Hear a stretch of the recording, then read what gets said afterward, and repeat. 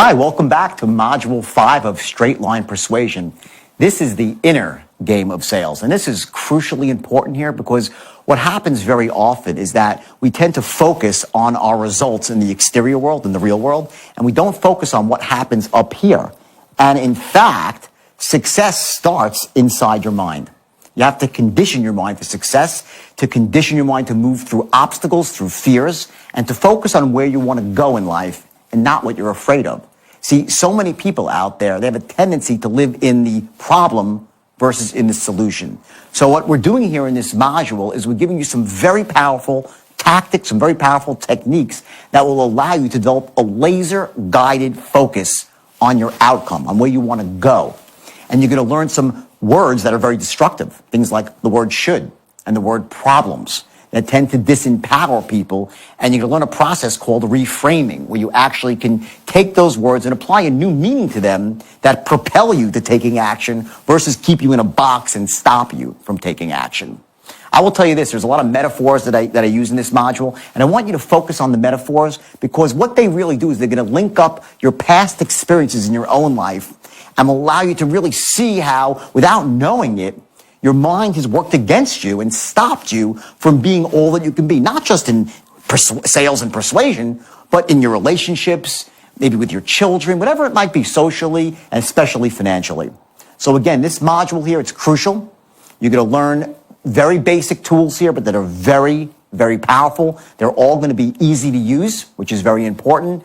And before you watch it, I want you to remember one thing here. And you're going to hear this in the module, see it on the DVD, that you are not the mistakes of your past. You are the resources and the capabilities that you've gleaned from your past. That, if anything, is the most crucial distinction in this DVD. And I've used this, by the way, when I work with a lot of kids who are for charity with the Salvation Army, kids who had terrible, terrible upbringings and have insult after insult dealt with them by their parents, by society. Many are addicted to drugs. They're living on the streets. And when I get these kids in a room for a couple of hours and I work with them closely, the core message I get through to them is that everything that happened in your past that was an insult or that hurt you, it now becomes muscle for you to go forward, to get that learning from the past and to get tough, to be able to go forward right now, to move through fear, to move through uncertainty, and to move through self-doubt, most of all, to keep your eye focused on where you want to go. So remember, keep your action book handy, make notes, watch for the metaphors related to your own life, and I'll see you on the other side.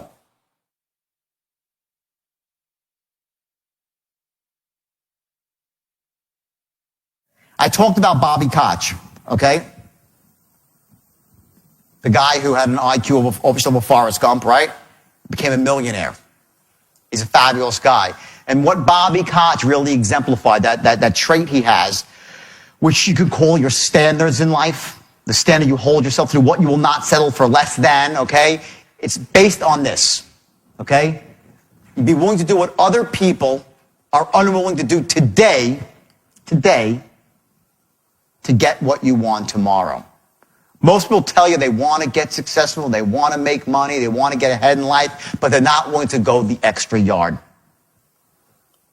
I told you a couple of stories before, and there was embedded in there was the secret to success. I said to you that when I was 40 years old and lost my money, I went out and knocked on doors till my knuckles bled. No one else was willing to do that. I'm sure some of you were, but where I was, no one would do it. So I cornered the market in that, and I made a fortune. When I decided I wanted to become a speaker, I holed up in my house, just so you know, and not about this stuff. The straight line is I'm unconsciously competent. I can teach this in my sleep. But I'm talking about other stuff. I do wealth creation on a different level, right? When speaking to entrepreneurs, and I had things I needed to learn and hone my own skills. I worked for months and months and months and months nonstop, reading and reading and reading and writing and writing and writing my own thoughts, develop my own language patterns, because I knew that if I wanted to be really, truly successful at the highest level, I had to be the best, and especially the best I could be. Now I'm bearing the fruits of that. But people say, oh my God, you just started this business. You started to be a public speaker last year and you're on this massive world tour. No, I'm not. I didn't start this business last year. Hey, I started when I was 20 years old or 16 years old hustling ices on the beach. Who here's been a hustle since they're a teenager? Raise your hand. I bet you a lot of you are. Exactly. Okay, I know. I was out sharing war stories with Mike last night. He's telling me stories. He's hustling gold watches, Rolex. He's 16 years old. He's out there in Canal Street. And I get it. I get it. That's why he's successful. That's why you're successful. That's why you're successful. Okay, because you're doing to do what it takes. Caveat, that's ethical, doesn't harm somebody else, that's productive to humanity. You do whatever it takes to become successful. So I'm going to teach you now, we're going to go into the straight line, okay, the actual mechanics of it and the language patterns, okay, and I want you to understand that for some of you, it's going to take some work. Because, you have, your language skills are a bit lower down on the totem pole right now. You're not natural closers, so some things might take time. But if you want to be successful, and I promise you, so if you're the sort of person that's going to struggle a bit, don't worry. The beauty is in the struggle. The beauty's in the struggle. Once you get there, it's great, you enjoy it, but the beauty's in the struggle. That's the way life is. I told you the first word that's the most destructive in the English word was what? Should, right? Should. What should you? When you shit all over yourself. That's what you do. Okay, it's the procrastinator's favorite. I should have went out. I should have done my taxes. Oh, shit, I got to do my taxes. I should have done this. I should have done that. And they don't do anything. That's should. The second most destructive word in the English language is this.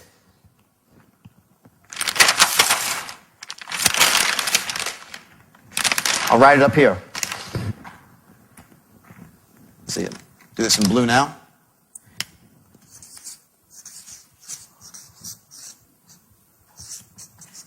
Problems. Everybody's got a freaking problem.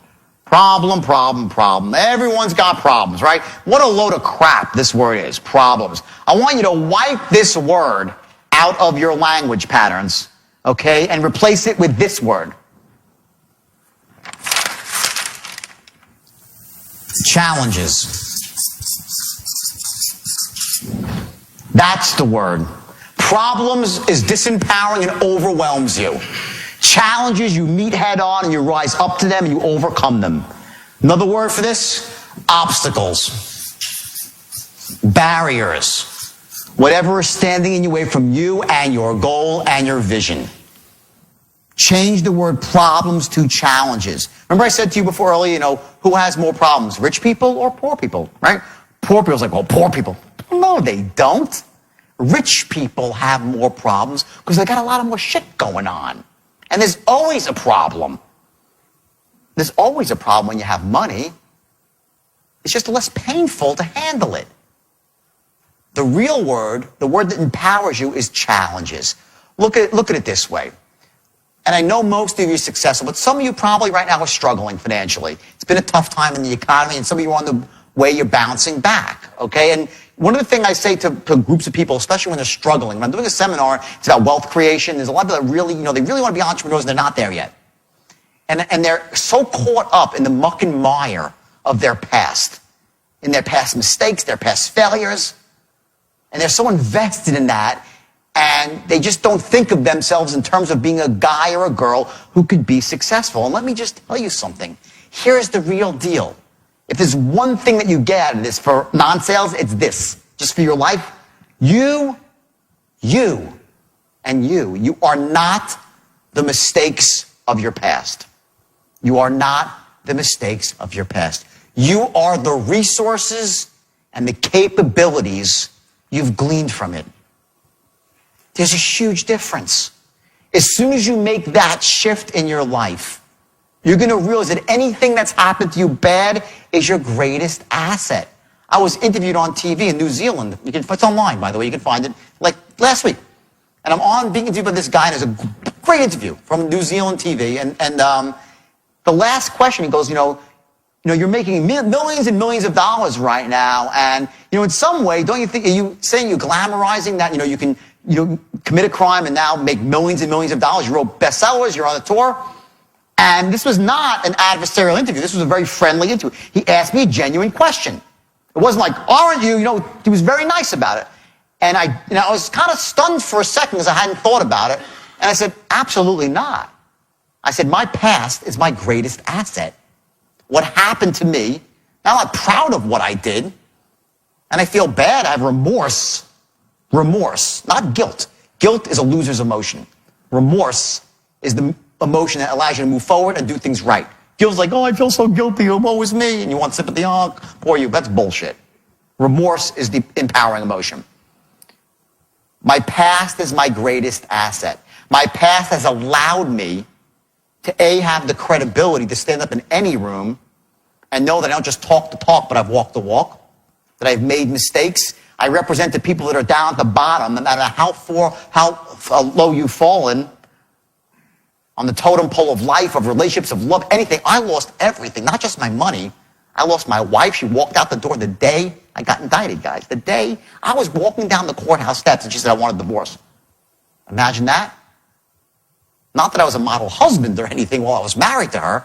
Those who read my book know that. But my point is this. In one day, I lost my freedom, my money, and my family. And I wanted to crawl up in a hole and die.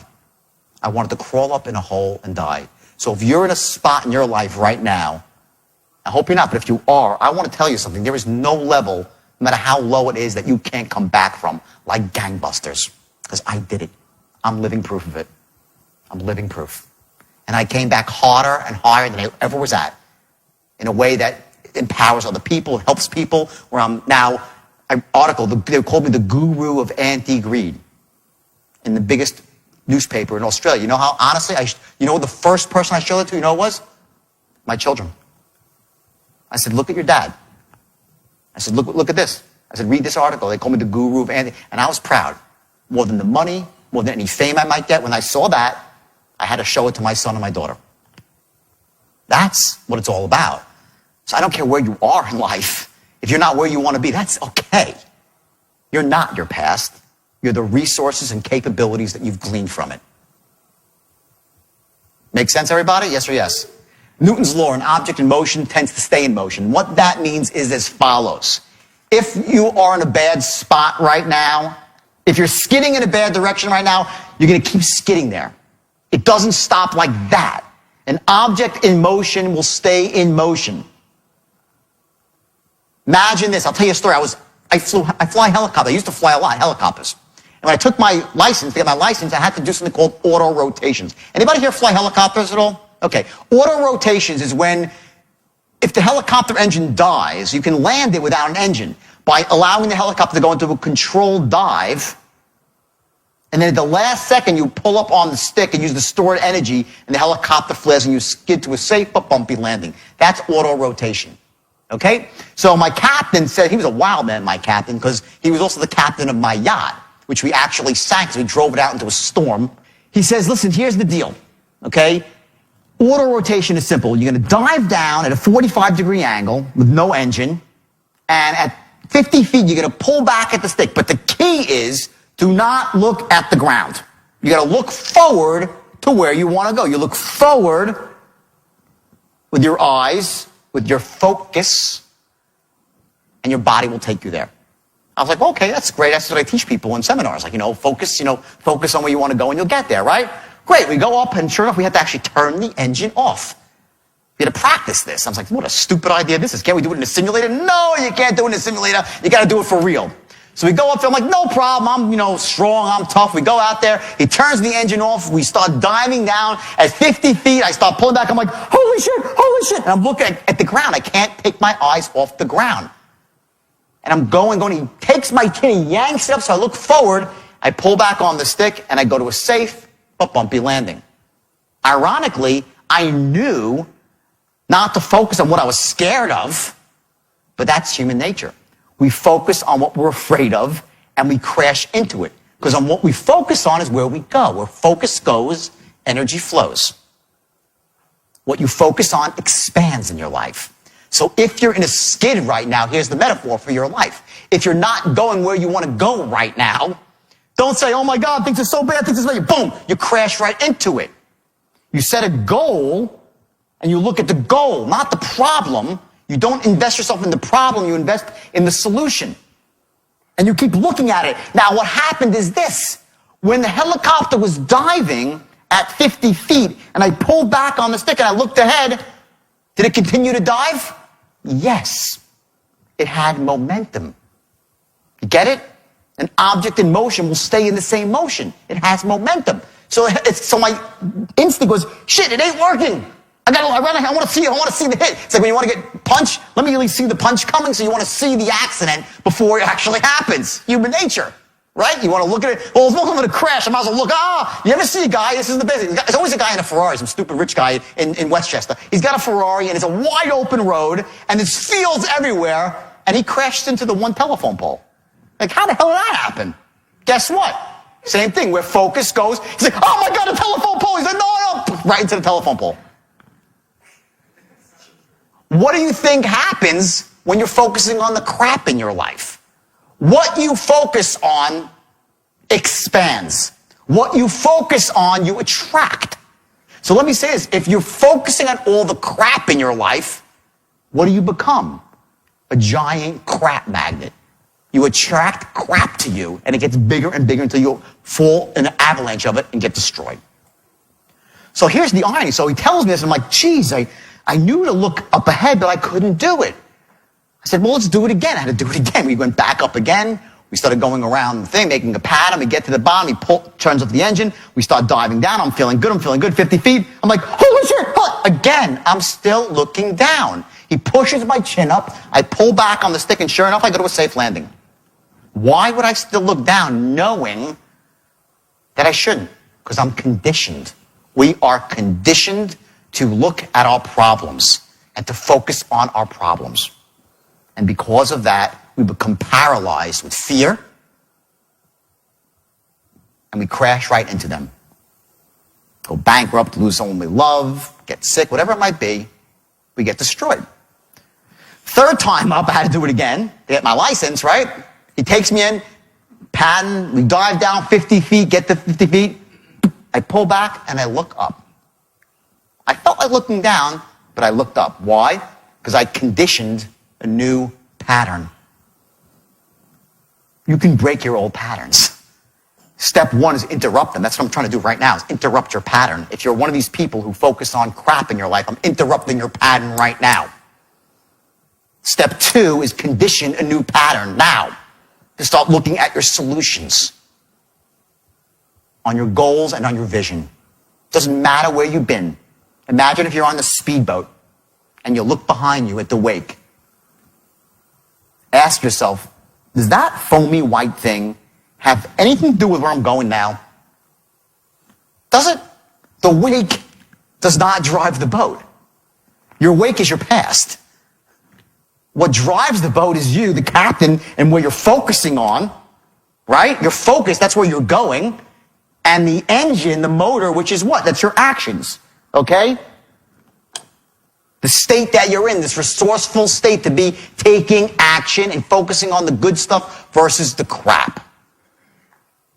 That's called being not a creature of circumstance, but a creator of circumstance. You set a goal, you focus on it, laser guided, like the straight line. When someone walks in the door, if you're a salesperson, on the phone, your focus is on the close. Everything else is all the noise in between. It's life. So you condition a new pattern and you move forward. It's as simple as that. At the heart of it all, and I'm going to move on past this stuff, self-development, at the heart of it all, but I need to give you this stuff too, because it's really important for sales, especially when you're in an up and down business, and one day it's great, next day it's a disaster. And I want to just share some distinctions with you that can help you manage the way you feel as a salesperson, as a human being, moment to moment. Because what a state does, your state, I'm talking about your physiological, emotional state, how you feel now. There are states that lead to wealth and success. I said a couple before about sales. Certainty, clarity, conviction, confidence. In your personal life, are those the best states? Maybe not. Maybe it's love, compassion, understanding, empathy. Those are very empowering states. Master the ability to be in those states, and you got something. Conversely, there's disempowering states, which are fear, jealousy, greed. And on the opposite Ambition would be the empowering state, right? Jealousy, greed, overwhelm, uncertainty. Those states lead you to A, perform at a low level, B, to be in more unresourceful states because they almost snowball on each other. You know when you're on a roll as a salesperson and you're just doing great and you're like, I'm on a roll, right? That's called a resourceful state, yielding a resourceful state, yielding a resourceful state. And when you're feeling like crap as a salesperson and you can't close a door, okay, it's because, damn, I can't close, damn, I can't close, and you walk in. I'll tell you a great story about state management. My first day ever training for sales. I was 21 years old, and it was door-to-door sales for meat and seafood, as I said. My first day on the job, my friend trained me. Lives in Florida, very successful guy, very successful. And he was selling on a pickup truck. You know those guys that go around selling steaks and shrimps and lobsters on boxes, right? And he takes me around his door-to-door cold canvassing, the worst job in the world. I mean, really awful job. Takes me around, and he knocks on like 20 doors in the morning. And each door's like, hey, how you doing? My name's Elliot. I deliver filet mignon, shrimp, blah, blah, blah. All upbeat and positive, you know? And I'm looking at this thing, and everyone's like, no, and then I should know, slamming the door in his face, okay? Somewhere around 12:30, I walk up to the door with Elliot, and he opens the door, and I see his shoulders are getting slightly down and down. You know, he's not negative yet, right? Almost like 12:30, he knocks on the door, and they open the door. He goes like, you wouldn't want any filet mignon, shrimp, and lobster tails, right? I mean, I delivered to some of the other people no one wants today. Do you want any? That's how his rap degenerated. He went in a state of complete and utter uncertainty. You can't close, you can't open, you can't do anything as a salesperson if you're in that state where you don't think they're going to buy. You cannot do anything meaningful in that state. And I watched it before my eyes, a salesperson, and you must see this if you're in, especially if you're a sales manager and you're sitting in an office, you see someone that's not doing well, and you watch how they just sink and sink and sink, and they pick up the phone, they're like, hi, it's, so-and-so calling from XYZ company. You really wouldn't want any of my product, would you? Not going to close a lot like that. That's the ability to manage your state. It's how you act in the moment. So you might be the best salesman in the world, but how are you right now? Can you close right now? You might be the best parent in the world, but if you're in a state of impatience, how great of a parent can you be? You might have read all the books on parenting. You might love your kids to death, but if you're in a disempowered state of impatience and overwhelm, can you parent? Yes or no? You can't.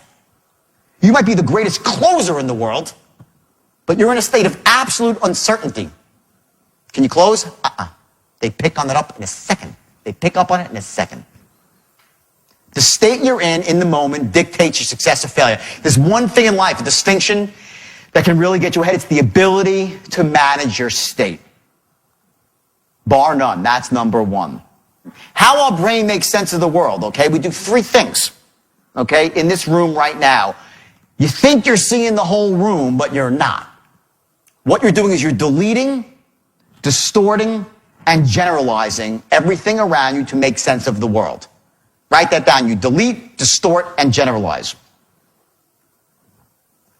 I'm going to give you a very quick exercise here so you can see the power of this. And I want everybody right now to close their eyes. And with your eyes closed, please, everyone close your eyes for this exercise, just for a couple seconds. And I want, with your eyes closed, I want you to, okay, clear it out completely now so you see nothing. Just nothing. Go for blankness right now. Okay? Okay? Okay? Now I want you to open up your eyes, okay? And I want you to look around the room for blue. Look for blue, look for blue, look for blue, look for blue, look for blue. As much blue as you can possibly find in this room. Look for blue, look for blue, look for more blue. Now stop and close your eyes, okay? With your eyes closed, I want you to think of everything in the room that's red.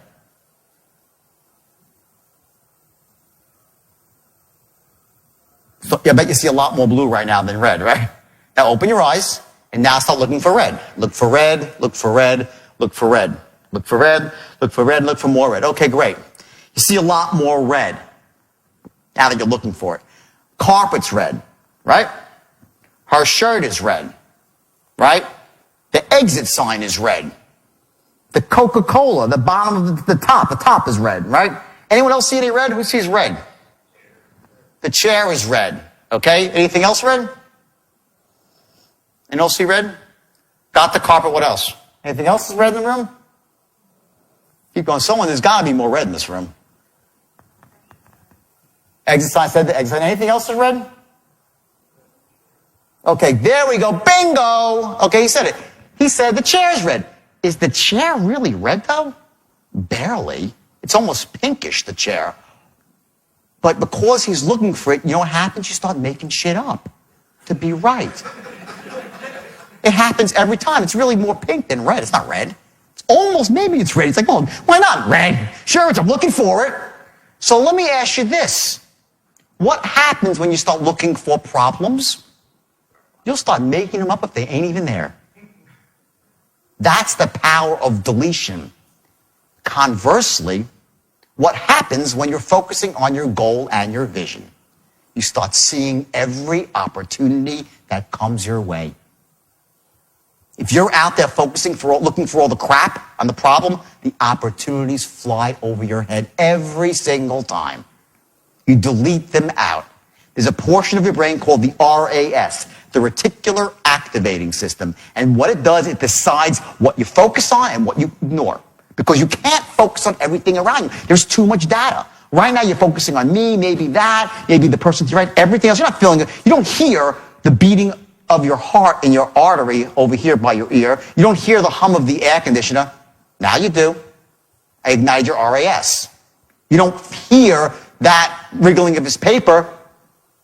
Or maybe you did. But if you heard that, you weren't hearing the air conditioner. You can't hear it all. You just can't. Your unconscious mind gets it all. It absorbs it all. Because it's much more powerful than your conscious mind. And you start getting stuff in there. You don't even realize it's there.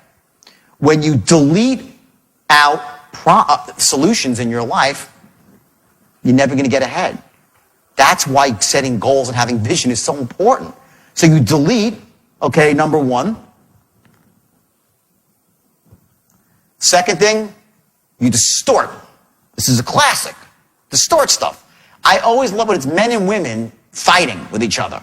You know, a guy fights with his wife. He calls up his friend. He goes, my wife is the biggest ass in the world. I can't. She always henpecks me. She's always got a problem. She never understands me. Words like always, never, biggest. We distort the truth to make always. Every human being does this. And then what does your friend say? I know exactly what you mean. They're all like that. They're all. And then the woman calls up her friend. My husband is the biggest ass. He doesn't see me. He doesn't understand me. Never sees me. Never understands me. And I know no men. Oh, they're all like that. We do. Men and women. It's both sexes do that. We distort everything. We make the things that are good really good, and the things that are bad are really, really bad. We delete, we distort, and lastly, we generalize. We look to make patterns. To understand these three things when you're closing, the reason why I'm saying this, you're going to start to learn how to use this to close. Because when you get people seeing things a certain way, you ignite their RAS, they will delete out the problems. Distort to allow themselves to wash in the positive emotions of your product. 3, to generalize, that because you sound good and seem honest and all this stuff, you are. You are.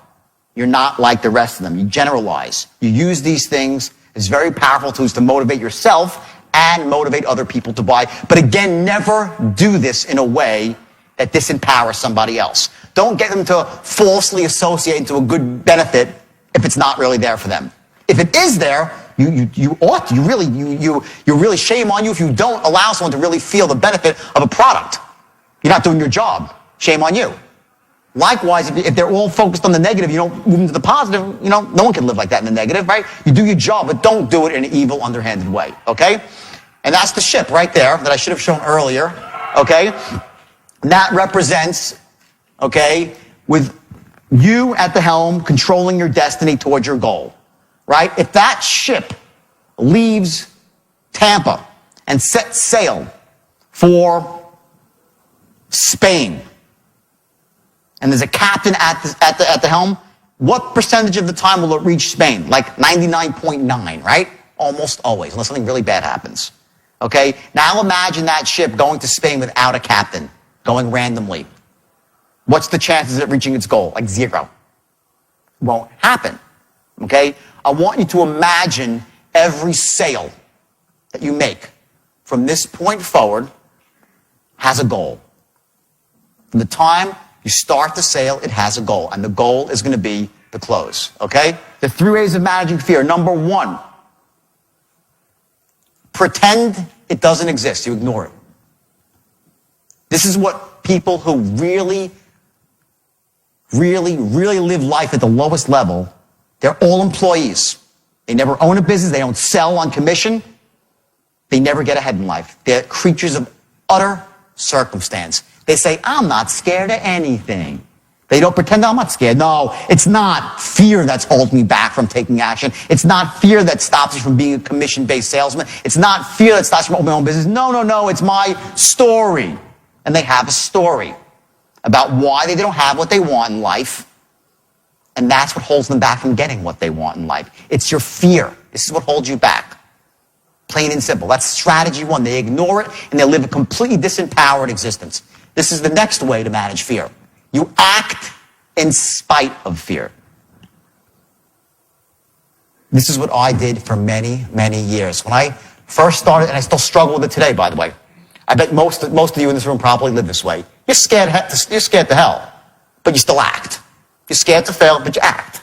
You're scared to do something, you act. You're scared to go up to a roller ball, but you do it. When you live this way, you become very wealthy, but very miserable. You become anxious. You feel anxiety.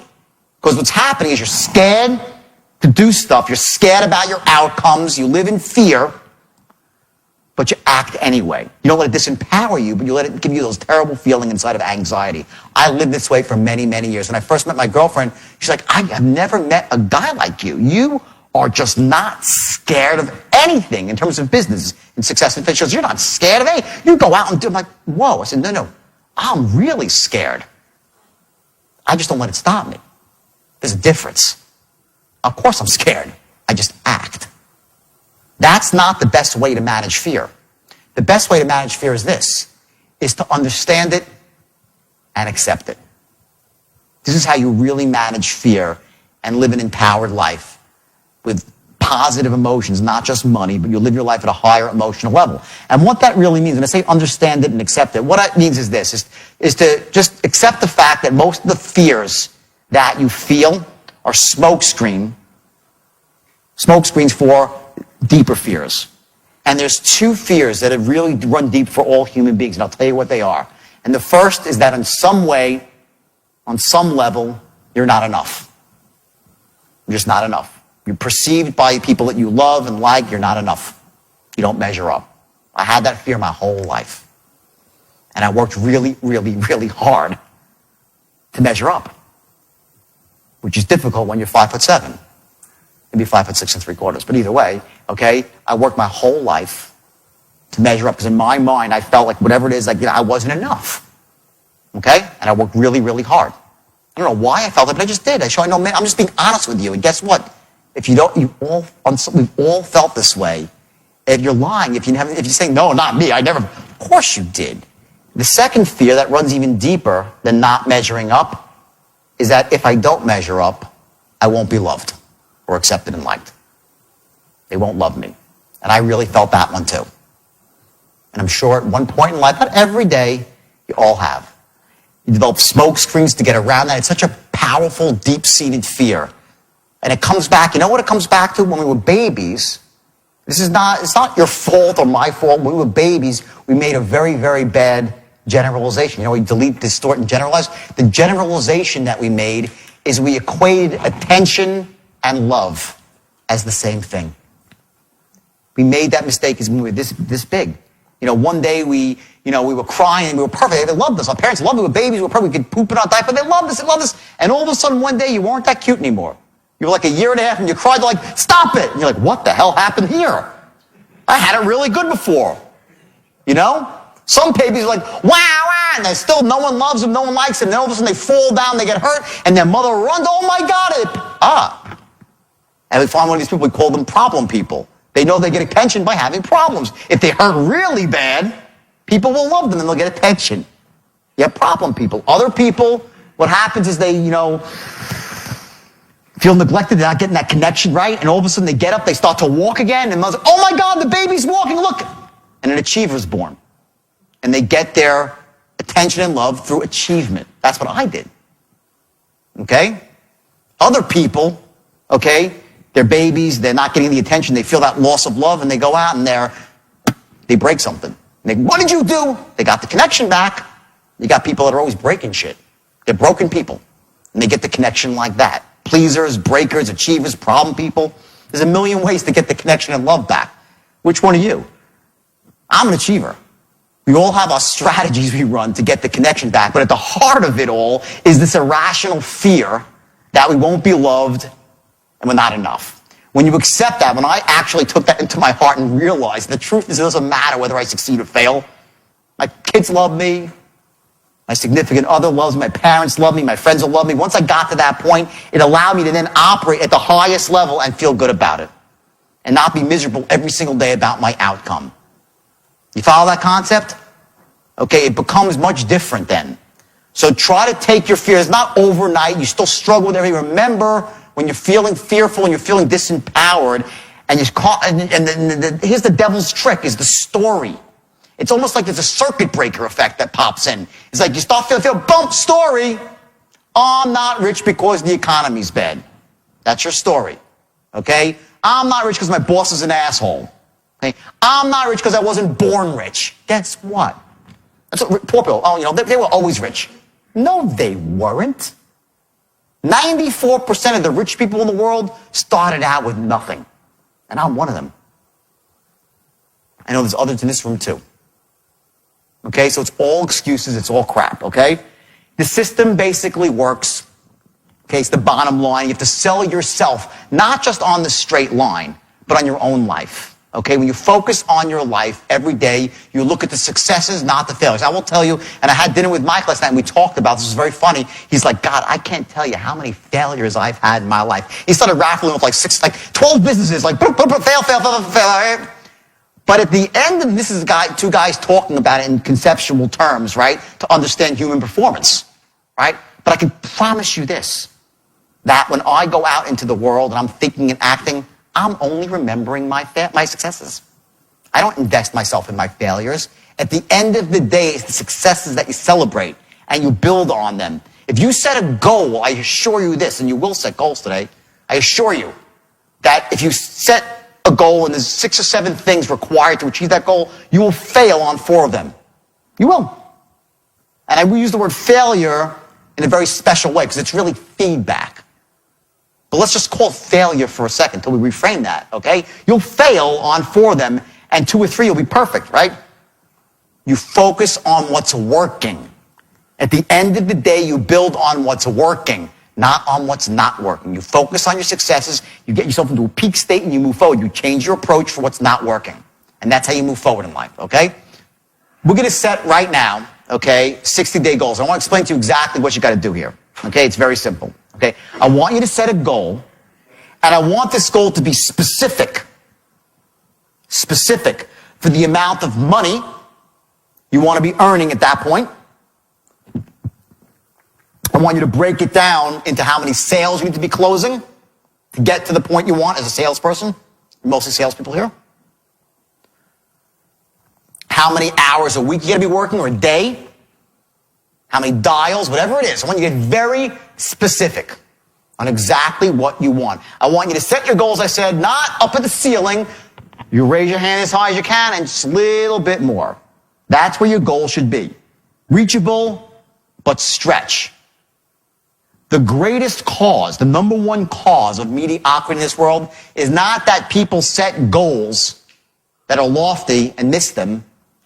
That's not what happens. Is you set goals that aren't lofty enough and you hit them. And you become average. Average sucks. Average doesn't make it in this world. It just doesn't, especially if you're in sales. You have to set your goals high enough so that they're meaningful when you hit them. Or else you'll set these little goals. Oh, I got my goal, great. Nothing happens. I want you to set goals at that level I spoke about, just above where you're comfortable. And I want you now to take it one step further and take that goal and make it into a vision. I want you to get specific. Write down exactly how you see yourself in 60 days from now, enjoying your newfound prosperity or your increased prosperity. Who will you be talking to? What will you be saying? How do you feel? Did you buy something new? Is there something in your house you wanted to get fixed? Is there a credit card bill that's overdue that you couldn't pay? And you paid it? Yahoo! I just paid my bill. I want you to imagine yourself at that moment and allow those feelings to wash over you and write it down. When you write down a goal, here's the system. Number one, you write down a goal. Two, you put a date on it. Your goal has to have a date. Step three, identify the peoples, the groups, and the organizations you need to align yourself with. Step four, you take massive action. Step five, see what's working and what's not and change your approach accordingly. That's it. Set a goal, put a date on it. Identify the peoples, groups, and organizations standing in your way or you need to align yourself with. The obstacles. Take massive action. See what's working, see what's not working, and you change your approach. You set a goal, you got to do 7 things, you accomplish 3, great. Excellent. 4 didn't work, what's not working? Tweak it. You don't do the same thing over and over again. That's the definition of insanity, right? To do the same thing again and again and expect a different result. So I want you to set a goal, and I want you to put a date on it. I want you to get specific how you're going to feel in your personal life, what you can buy, and I want you to, in there, include someone more important to you than yourself. Whether it's your children, your spouse, or your parents, someone more important to you than yourself, and I want you to write something that you could do for them for achieving this goal. It should be no more, this whole thing should be no more than a page. Just 1 page. I want to make it specific with language. Doesn't matter if you're a good writer or a bad writer. Doesn't matter. Just make it specific for language. No one's going to see this goal but you. I'm not going to ask you to read these out loud. They're for you. They're only for you. But what I am going to do is I'm going to ask you to take them and put the bullets on a little card and carry it around with you for the next 60 days. I want you to carry your goals around with you. And on top of your goals is going to be your vision. I'm going to ask you to put your goals and your vision on your screensaver for your telephone. So every time you pick up your iPod or your iPhone or your BlackBerry, whatever it might be, you see your goal. Because what it does is it ignites your RAS. And you start seeing all the red and not the blue. You start seeing all the opportunity and all the positives and not the negatives.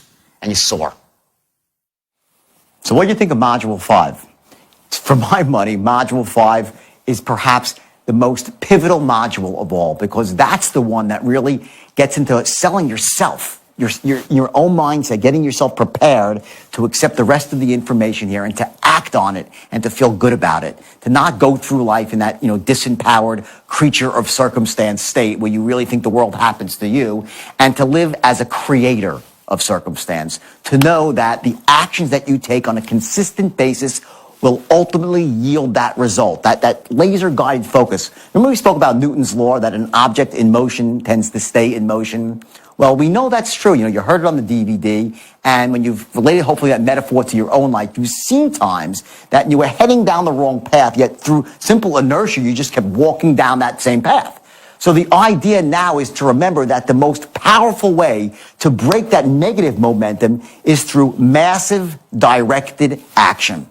So the goal here and the action steps here, there's 2 of them, are going to be, number 1, to take one definite, precise action tomorrow. Or if it's still early in the day, then you can take it today. And also, make sure that action impacts you in persuasion. Don't make it some random action. I want it to be about what you're learning. Secondly, we're going to set 60-day goals here and get serious about this. Remember, you got to put a date on your goals, identify the peoples, groups, and organizations you need to align yourself with, any skills you need to learn, and then you're going to take that massive action. And when I say massive action, by the way, it could be a baby step, because a series of baby steps together yield massive action. But make sure these baby steps are close enough together to break the negative momentum. And if you take the steps, you take the massive action, I want you to analyze your results, see what's working, what's not working, and you're going to change your plan accordingly.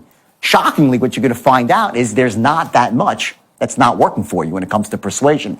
And the reason is because you're dealing with a proven system.